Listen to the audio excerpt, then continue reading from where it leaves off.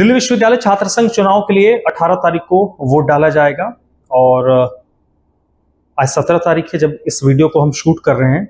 16 तारीख को शाम को प्रचार प्रसार थम गया और उसके बाद मतलब जो काफिला लेकर एक कॉलेज से दूसरे कॉलेज छात्र नेता जाते थे वो सब बंद हो गया। अब पर्सनल कांटेक्ट हो रहे हैं। पर्सनल कांटेक्ट इस सेंस में हो रहा है कि लोग फोन कर रहे हैं, एक दूसरे हर स्टूडेंट को रीच आउट करने की कोशिश हो रही है। और अमूमन देखा ही जाता है कि दिल्ली विश्वविद्यालय में जो छात्र संघ का चुनाव होता है इसमें अखिल भारतीय विद्यार्थी परिषद जो भारतीय जनता पार्टी की छात्र इकाई है और NSUI जो कांग्रेस पार्टी की छात्र इकाई है, इनके बीच सीधा मुकाबला होता है।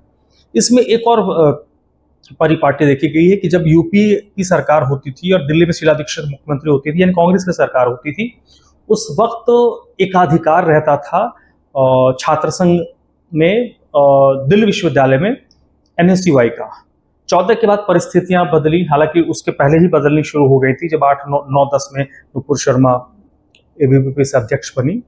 लेकिन 13-14 के बाद फिर जैसे सत्ता परिवर्तन हुआ केंद्र में और कांग्रेस पार्टी अपने ढलान में चली गई तो NSUI का भी वर्चस्व थोड़ा सा कमजोर हुआ।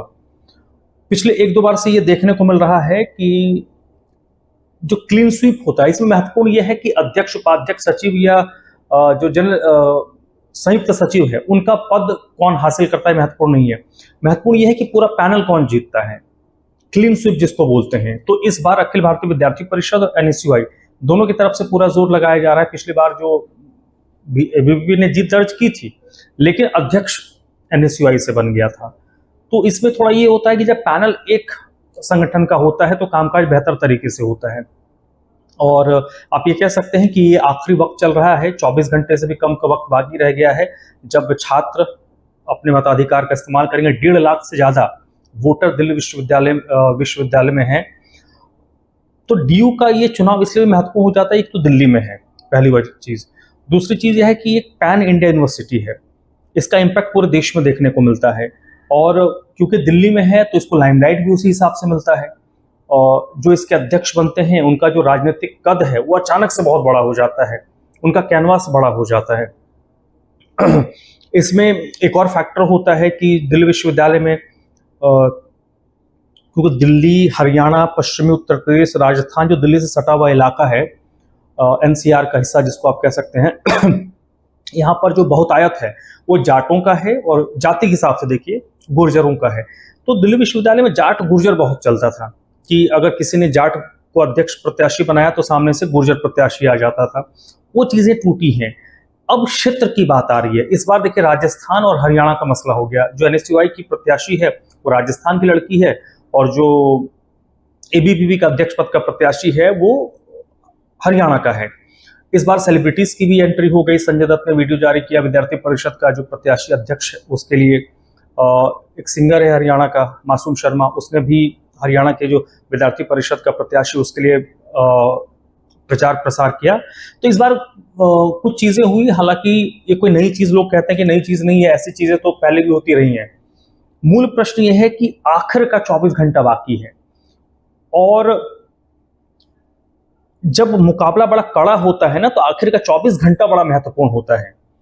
उस वक्त आप कितने बच्चों के बीच रीच आउट करते हैं, कितने लोगों को आप मोटिवेट कर पाते हैं कि आपके विचारधारा के साथ जुड़े और अगले दिन जिस दिन वोट होगा वो वोटिंग सेंटर तक पहुंचे और अपने मताधिकार का इस्तेमाल करें।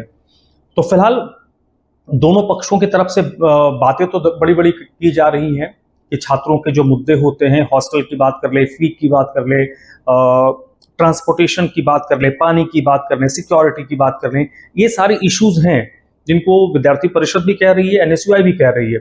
लेकिन छात्र किसके साथ, किन के इशू के साथ ज्यादा कंसर्न शो करते हैं और क्या लड़ाई बिल्कुल एक पक्षीय है, ये कहना अभी जल्दबाजी हो गए तो परिणाम बताएगा। लेकिन अगर मुकाबला कांटे का होगा तो आप ये मानकर चलिए कि आखिर का जो 24 घंटा होता है वो बहुत महत्वपूर्ण हो जाता है कि किन संगठन ने कितने बच्चों के बीच जाकर उनको रीच आउट किया और उनको ये प्रेरित किया कि वो वोटिंग सेंटर तक पहुंचे। कितने % वोटिंग होती है ये भी बहुत महत्वपूर्ण होगा। 24 घंटे से भी कम का समय बाकी रह गया। 15-17 घंटे का समय है।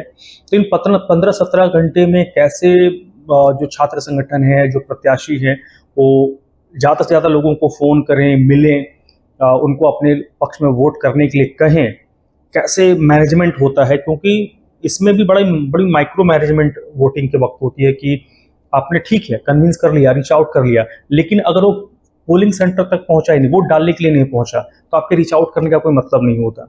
तो दावे अलग एक तरफ हैं, इश्यूज एक तरफ हैं, और ये आखिर का वक्त है 15-17 घंटे का। इसमें कैसे खेल होता है उस पर हमारी निगाहें भी होंगी, और दिल्ली विश्वविद्यालय छात्र संघ चुनाव को लेकर आप यानी जो हमारे दर्शक हैं उनकी क्या प्रतिक्रिया है, क्या इस बार कोई पैनल क्लीन स्वीप करने जा रहा है तो कौन क्लीन स्वीप करेगा, या फिर अध्यक्ष किसी का होगा, उपाध्यक्ष किसी का होगा, संयुक्त सचिव किसी का होगा, सचिव किसका होगा, क्या स्थिति आप जब 19 तारीख को काउंटिंग होगी तो सिनेरियो बनेगा, इस पर आप कमेंट करके हमें जरूर बताएं। नमस्ते।